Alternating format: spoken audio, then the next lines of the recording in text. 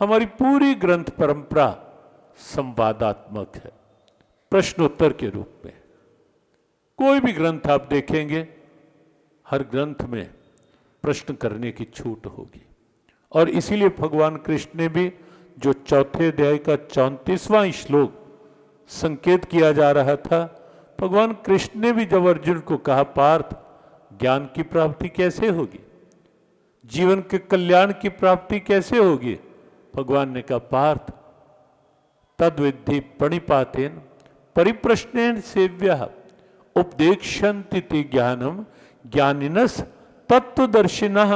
किसी ऐसे महापुरुष को पास जाकर जिनके पास शास्त्र का ज्ञान भी हो और ज्ञान को अपने जीवन के आचरण में लाकर उसके तत्व को अनुभव भी कर लिया हो, ऐसे किसी महापुरुष के पास जाकर पार्थ, उन महापुरुष के पास जाकर प्रणिपातेन प्रणाम करना सीखो।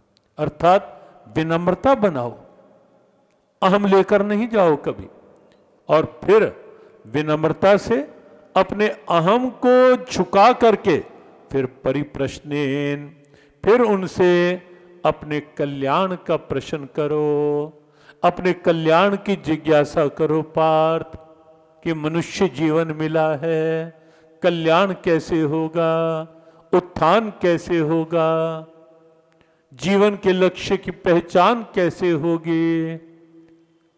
पहले अपने अहम को विसर्जित करो। जैसे देखो, मंदिर में भी जब जाते हैं या गुरु के दरबार में भी जब जाते हैं तो प्रसाद तभी तो लिया जाता है ना, कि पहले भगवान के चरणों में सर झुकाओ, प्रणाम करो।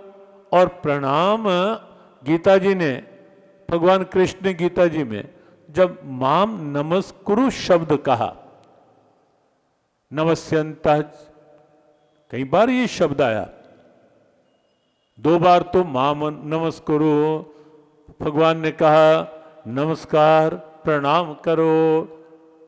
प्रणाम का अर्थ गीता में केवल सर झुका देना ही प्रणाम नहीं, यद्यपि सर झुकाना भी एक परंपरा है। क्यों? क्योंकि ये सर जो है अहंकार का प्रतीक माना जाता है। अहंकार का एक फ्रेज भी है ना, सर चढ़ के बोलना, अर्थात हर समय अहंकार में भरकर सर को अकड़ा करके, तो सर झुकाने की परंपरा अर्थात अहंकार को विसर्जित करने की परंपरा है। कि भगवान के आगे जाकर के जो प्रणाम की बात भी आती है, वो प्रणाम की बात जो होती है, वो प्रणाम केवल मात्र बाहर की क्रिया प्रणाम नहीं है, अंदर के अहम को उड़ेलना वास्तविक प्रणाम वो है। वास्तविक नमस्कार वो है जहां अपने अहम को उड़ेल दिया जाता है प्रभु चरणों में, गुरु चरणों में, वो वास्तविक प्रणाम माना जाता है। और इसीलिए प्रसाद की भी जो बात आती है, पहले सर झुकाया जाता है, अर्थात अहम को विसर्जित किया जाता है, और फिर खाली हाथ ऐसे या खाली झोली ऐसे फैलाई जाती है, अर्थात अब मैंने अपने अहम को उड़ेल दिया है, अब खाली हाथ लेकर खड़ा हूं आपके द्वार पर, अपनी कृपा का, अपने आशीर्वाद का प्रसाद इसमें डाल दो। यह परंपरा प्रसाद की परंपरा में प्रणिपातेन, पहले अहम शून्यता, और फिर हमारे सनातन ऋषियों ने ये भी अधिकार दिया है कि अहंकार को उड़ेलने के बाद, उसके बाद आप अपनी जिज्ञासा कर सकते हो। जैसे बात आपको कही ना कि कहीं कहीं ऐसा होता है कि प्रश्न करने वालों को भी प्रश्न में ला दिया जाता है, कि जो प्रश्न करे उसी को भी प्रश्न के साथ जोड़ दिया जाता है। लेकिन अपने यहाँ तो ये आमंत्रण दिया जाता है कि अपने मन की बात पूछ सकते हो, अपने मन की बात कह सकते हो और गुरुदेव से उसका समाधान प्राप्त कर सकते हो।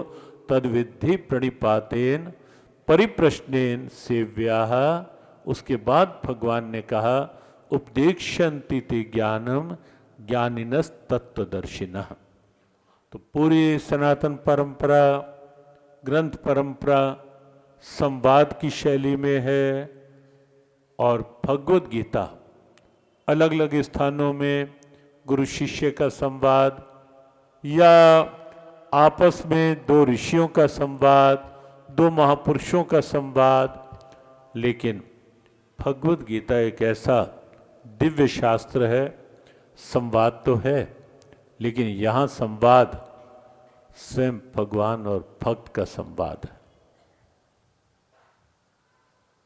विश्व का एकमात्र ग्रंथ जो एक लिविंग डायलॉग है, जीवंत संवाद है, हर युग के लिए, हर काल के लिए, हर व्यक्ति के लिए।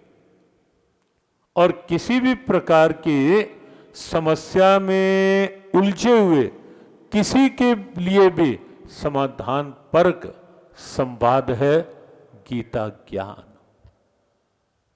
स्वयं भगवान की दिव्य वाणी। भगवान कहते हैं पार्थ, जो मेरे और तेरे इस गीता संवाद का पाठ भी कर लेता है, अध्येष्यते चया इमं धर्म्यम संवादमाव्यो ज्ञान यज्ञेन तेनः मिष्टस्यामिति में मति है।